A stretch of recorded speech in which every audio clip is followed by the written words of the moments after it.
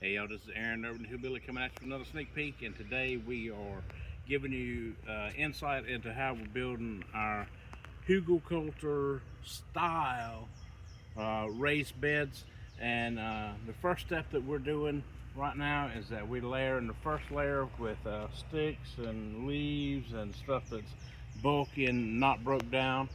And then the second step is that we have a connection where we can get horse stall cleanings, which is mixed with horse manure and sawdust and stuff from the sawmill.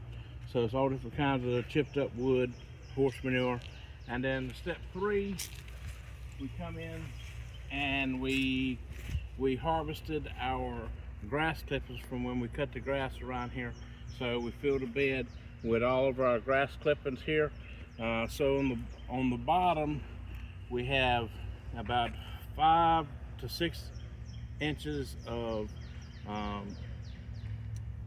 broken tree limbs and leaves and stuff like that.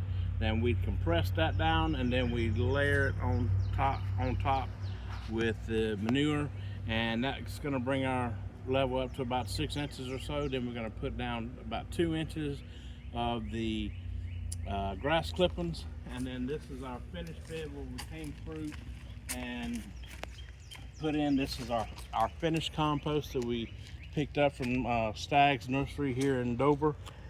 And then what we've got planted out here, we've got cowpeas down the middle. You can see they come up. We planted them 2 days ago and they're coming up already. And then these are what they call Ibica or Bailey, which comes from the Sea Islands, but it loves our hot weather here during the summer, and it tastes like okra. You eat the leaves, it makes a salad leaf for you. And then if you look over here on this side over here,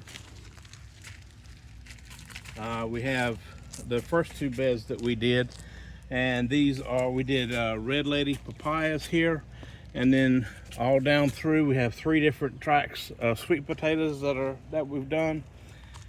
Now we've done 4 different types of sweet potatoes. We did Covington or Carolina orange, whichever one you want to call it. But the Covington, which was developed by NC State University, Go Pack, in 2009.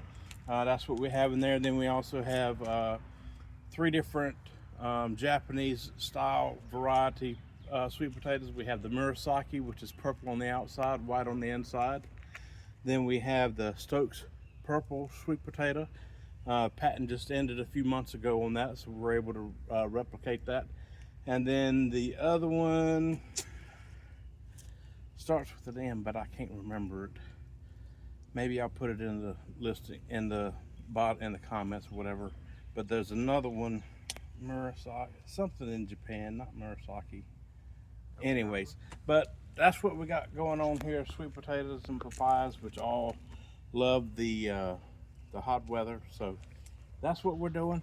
Hope y'all like that. Remember to help us out with a like, share, subscribe, hit the notification bell. We'll see you on the flip.